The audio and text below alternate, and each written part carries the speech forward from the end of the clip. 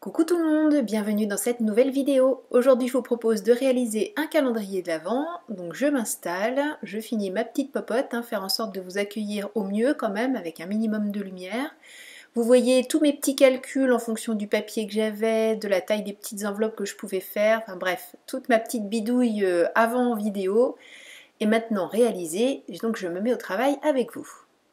Première des choses à faire, puisque je travaille avec un papier en format 12 pouces par 12 pouces, donc 30,5 à peu près par 30,5 à peu près, je coupe en deux à 15 et quelques, enfin à 6 pouces là, puisque notre Massico Vassen nous permet, en bloquant contre la petite butée qui est sur la gauche, de couper parfaitement un 12 pouces en deux, donc on se pose même pas de questions, on vient en butée, on coupe, on n'en parle plus. J'ai coupé 3 feuilles comme ça. J'assemble 3 de ces demi-feuilles entre elles et pour ça j'utilise mon double face, toujours le score tape. Je le coupe au ciseau, on peut le couper à la règle, vous savez, il se coupe très très bien. Aujourd'hui j'avais décidé de couper au ciseau le long du papier et j'assemble mes 3 morceaux. Pour être sûr d'assembler droit, je me sers du repère qui est sur mon tapis. Je n'enlève qu'une partie de l'adhésif, enfin non, le contraire, de ce qui protège l'adhésif du score tape pour pouvoir bouger du côté qui ne va pas encore coller et faire en sorte de bien aligner. Et une fois que je suis raccord avec mon alignement, c'est-à-dire si mes gros doigts veulent bien me laisser travailler, j'appuie le côté qui est défait, je finis d'enlever la bande de protection, je rabats le tout et comme ça je suis sûre que tout est collé parfaitement droit. Et bien sûr je fais la même chose avec le dernier morceau.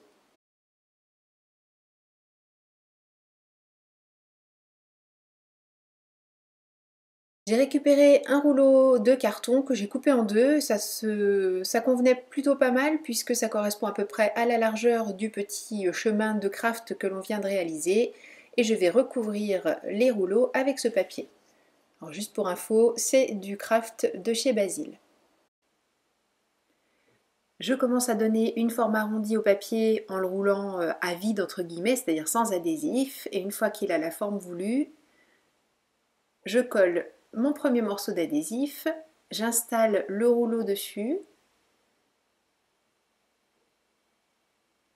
À nouveau, je donne la forme du rouleau à mon papier pour être sûr qu'il ne fasse pas de mauvais plis pour que ce soit joli. Je mets un morceau d'adhésif sur le dessus, j'enlève la protection, je roule complètement. Alors on peut très bien utiliser de la colle, mais c'est beaucoup plus facile et rapide avec l'adhésif. Et là, avec cet adhésif-là, il n'y aura pas de souci de possibilité que ça se décolle. Par contre, ici, pour assembler les deux morceaux de papier, bien cette fois, j'utilise ma colle. Et bien sûr, je fais exactement la même chose de l'autre côté avec le deuxième morceau d'intérieur de rouleau et le même morceau de papier, enfin l'équivalent du morceau de papier déjà utilisé.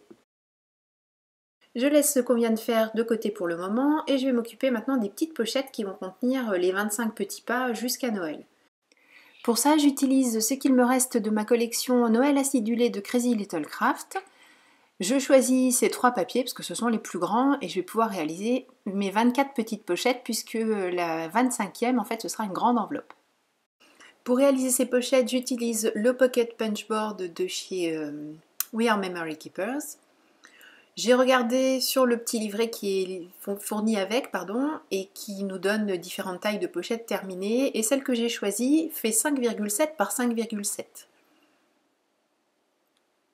Pour être sûr que ça correspond à ce dont j'ai besoin, je fais un modèle en utilisant du papier de brouillon. Je règle les butées comme indiqué sur le petit livret. J'ai coupé mon papier bien sûr en suivant les indications qui m'étaient données. Je coupe les arrondis. On fait un petit flip du morceau de papier, le même arrondi de l'autre côté. J'ai essayé de vous montrer qu'il y a un côté lame, un côté qui va dans une sorte de petite glissière. Donc il n'y a pas de difficulté à faire les choses correctement. C'est quand même l'avantage de ce genre d'appareil. Je marque les plis, là aussi tout est prévu. Je plie le tout, donc il y a un côté droit, un côté gauche et un petit dessous. Et ensuite, avec la petite perforatrice qui est en haut, je fais la petite encoche qui va bien en me mettant sur les repères utilisés jusqu'ici, toujours présent sur le livret. Hein. Voilà, moi je préfère plier dans ce sens-là. De toute façon, on s'en fiche, ça se verra pas, c'est le côté que je vais coller, mais peu importe, je les ai toutes faites dans ce sens-là, parce que je suis un petit peu têtue. Bon bah c'est bon, la taille de la pochette me convient, donc c'est parti, je vais toutes les faire comme ça. Je découpe mes 24 morceaux de papier en faisant attention au sens de mes dessins. Là, je veux que mes petites loupiottes regardent vers le bas, je veux que les petits cadeaux soient tous dans le bon sens. Après, il y a des papiers comme celui-ci, peu importe. Et comme tout à l'heure, je positionne, je coupe. Bon, là, j'ai choisi de marquer mes plis tout de suite. Je retourne, je marque le pli, je découpe, peu importe qu'on marque le pli avant ou après. Et je fais ça pour mes 24 pochettes. Bon là exceptionnellement j'en fais une pour vous montrer que c'est ultra facile. Ça a été très rapide en fait, je me suis dit oh là là dans quoi je me suis lancée, puis en fait non pas du tout. Avec ce genre d'outil, c'est tout à fait réalisable sans l'outil mais avec ça va tellement mieux. Donc voilà j'ai tout découpé, un petit trait de colle ici, un petit trait de colle là et on n'en parle plus.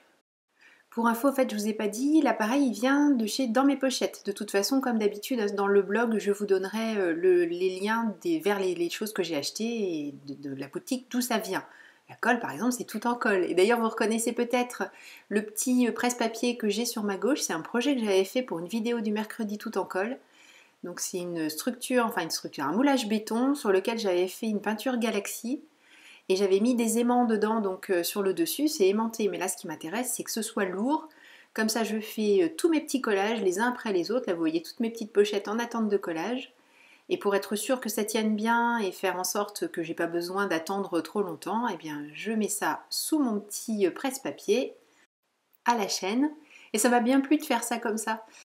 D'ailleurs, c'est vrai que je fais toujours mes cartes une par une, chaque carte est différente, enfin j'essaie en tout cas de faire en sorte que ce soit relativement différent de la précédente. Mais il y a longtemps que j'ai envie de faire de la production de masse, comme disent nos américaines préférées. Et c'est vrai qu'il faudrait que je choisisse ou une technique ou un modèle qui me plaise et puis que j'en fasse plein parce que j'ai plein de copines à qui j'ai pas écrit depuis longtemps et je suis pas gentille et voilà. Donc là ce serait l'occasion de faire plein de cartes et puis de les envoyer aux copines pour aucune raison particulière, juste parce que j'ai envie de leur écrire parce que évidemment les anniversaires, évidemment la bonne année. Mais moi j'aime bien recevoir du courrier pour aucune raison, juste parce que ça faisait plaisir à la personne qui me l'a envoyé de l'envoyer. Donc j'aime bien faire ça aussi. Et il y a longtemps que je l'ai fait, donc il faut absolument que je m'y mette. Ça y est, je suis arrivée au bout de mes 24 collages. Je fais maintenant mes 24 encoches. Et on va pouvoir avancer sur le projet. Pour la dernière enveloppe, donc comme je vous le disais, je veux quelque chose de grand. Cette fois-ci, c'est pas une petite pochette, c'est une enveloppe. J'utilise pour ça l'Envelobox Creator de chez Crafters Companion que j'ai acheté chez Tout en Colle il y a fort longtemps et c'est un outil vraiment parfait qui nous permet de faire des petites enveloppes plates. Donc moi je veux que la mienne fasse 14 par 10, c'est ce que je vous montrais. Donc on prend les deux repères, 14, 10, on vient au point de rencontre des deux. Ça nous donne la taille du papier à découper et les repères à utiliser. Donc il faut que je coupe un carré de 18,2 par 18,2. Je place mon papier dans l'encoche la plus basse, puisque je fais une enveloppe plate. Et avec mon plioir, je fais les 4 plis dont j'ai besoin. Le repère D tout d'abord. On peut faire comme ça, soit les deux repères D, soit on fait DG, DG. Donc là, j'ai choisi de vous montrer DD et GG. Donc les lignes se croisent, c'est tout à fait normal, c'est ce qu'on souhaite obtenir. Et voilà, l'enveloppe est quasiment terminée. Avec une perforatrice spéciale qui s'appelle Angleron, je vais faire l'arrondi ici du haut de mon rabat d'enveloppe. Et je vais utiliser l'autre côté pour réaliser les petites encoches qui vont permettre de bien finir mon enveloppe. Pour ça, j'aligne mes plis avec les petites languettes de la petite perforatrice. Une fois que je suis bien alignée, je punch et ça me fait juste l'encoche pour éviter que ça se chevauche trop et que ça fasse des épaisseurs. Et ça fait une enveloppe comme ça, bien finie comme tout. C'est l'outil idéal pour compléter l'Envelobox Creator. Bon ça c'est pareil, il y a longtemps que je l'ai, donc ça doit être une Stamperia, et maintenant chez Tout en Colle on trouve la Vassonne qui est exactement la même, il n'y a aucun problème, il n'y a que la couleur qui change. Elle fait un peu plus moderne que celle-là, donc c'est encore mieux. Moi j'aime bien enlever la petite languette qui se trouve ici. Pour ça je fais un repère avec mon crayon de papier et je coupe avec mon massicot tout simplement. On pourrait couper au ciseau mais au moins avec le massicot, comme ça je suis sûre que c'est bien droit.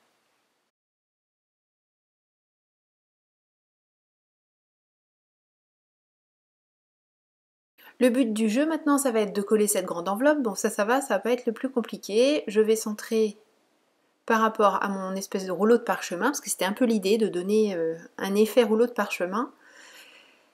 Un petit peu genre la liste au Père Noël, vous savez, quand on voit les petits lutins dérouler la liste au Père Noël. Il va falloir aussi répartir les différents motifs et les répartir en ayant la même marge à droite, à gauche, au milieu et au-dessus, en dessous. Bref, il y a un petit peu de boulot. Bon, en fait, ce que j'ai fait, j'ai collé mon enveloppe verte, j'ai calculé ensuite la place, j'ai mesuré la place qu'il me restait du dessous de l'enveloppe jusqu'au haut du rouleau du bas. J'ai multiplié 12 fois par la hauteur de 5,7 pour savoir quel était l'empiètement en fait de mes petites pochettes sur une hauteur. Et une fois que j'ai eu cette mesure-là, je l'ai enlevée à la place dont je disposais et j'ai divisé la place dont je disposais par le nombre d'espaces dont j'avais besoin. Ça paraît difficile comme ça parce que j'explique mal, mais en fait c'est très simple, je vous ai fait un petit dessin. Donc je disais, il me reste 80 cm entre le dessous de mon enveloppe, enfin toute la place dont je dispose c'est 80 cm. J'ai 12 pochettes qui font 5,7 de haut. Donc j'enlève les 12 fois 5,7 à mon 80, il me reste 11,6 cm pour tous mes espaces. Et j'ai besoin de laisser 13 espaces. J'ai posé mes petites enveloppes et avec mon doigt j'ai compté le nombre d'espaces dont j'avais besoin.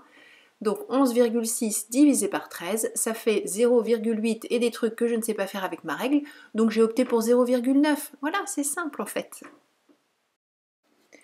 Et pour me simplifier encore la vie, pour coller ces petites pochettes sans avoir besoin de sortir ma règle à tout bout de champ, j'ai découpé une languette qui faisait une épaisseur de 0,9 et je l'ai placée sous chaque rangée de pochettes à chaque fois pour pouvoir bien aligner et faire en sorte que ce soit assez rapide.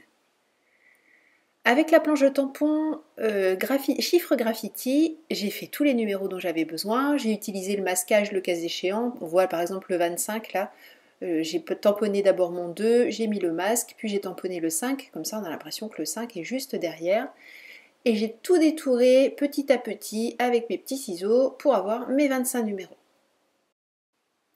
Dans du papier rouge, j'ai découpé 25 disques sur lesquels je vais coller tous mes petits chiffres. Et ces disques, je vais eux-mêmes les poser sur des cercles festonnés que je vais découper avec un die festonné forcément, dans du papier craft. Bien sûr, j'ai ancré toutes mes petites découpes, les rouges avec Candid Apple et puis ici avec Vintage Photo. J'ai ancré également les bords de mon parchemin, je vais appeler ça comme ça. Et maintenant, à nouveau un petit travail répétitif, je colle tous mes numéros. Donc j'ai choisi de partir du bas pour arriver à la 25e enveloppe tout en haut et de les mettre dans l'ordre. Et ensuite, le moment le plus sympa quand même, ça a été de faire toutes mes petites découpes. J'ai utilisé ma silhouette caméo, plein de planches de tampon Crazy sur le thème de Noël. J'ai fait ma petite mise en couleur au feutre à alcool et maintenant je colle des morceaux de mousse pour mettre un petit peu de volume sur tout ça et je répartis les différentes décos que j'ai réalisées.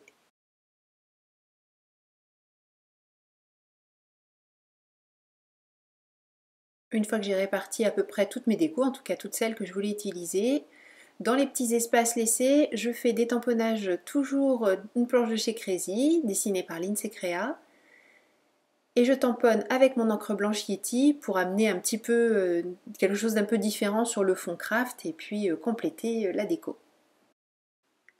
Dans les petites pochettes, je vais glisser des petites choses, des sortes de petites fiches, mais là je veux que mon enveloppe ferme, j'utilise un mini velcro. Je le positionne, voilà, comme ça je pourrais cacher le beau cadeau du 25 décembre, celui qui aura valu la peine d'attendre tout ce temps.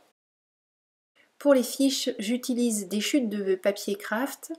Alors là par contre c'est pas du basil, je crois bien que c'est du Stampin' Up. Je découpe mes fameuses petites fiches qui font 5 par 6 pour qu'elles dépassent un petit peu de mes pochettes qui, je vous le rappelle, font 5,7 de haut. Je vais arrondir les angles, faire un petit trou pour pouvoir passer une petite ficelle dorée et bien sûr ancrer le tout comme tout à l'heure avec la Vintage Photo.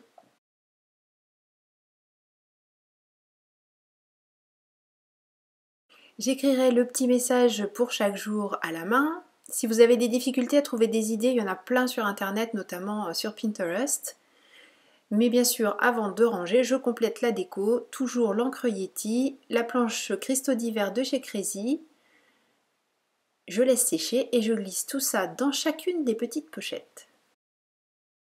Ah oui, j'ai oublié de vous dire, sur certaines des petites fiches, j'ai ajouté des tampons de la planche Il est temps de, toujours de chez Crazy Little Craft.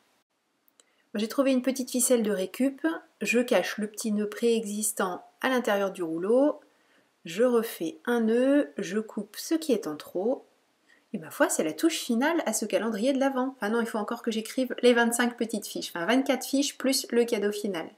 Bon alors cette vidéo est très longue, je suis désolée, mais en plus j'ai eu des tas de soucis, bref ça se finit pas trop mal, j'espère que vous aurez vu l'essentiel, que ça vous aura plu, en tout cas merci beaucoup d'avoir patienté jusqu'ici, jusqu'à la fin.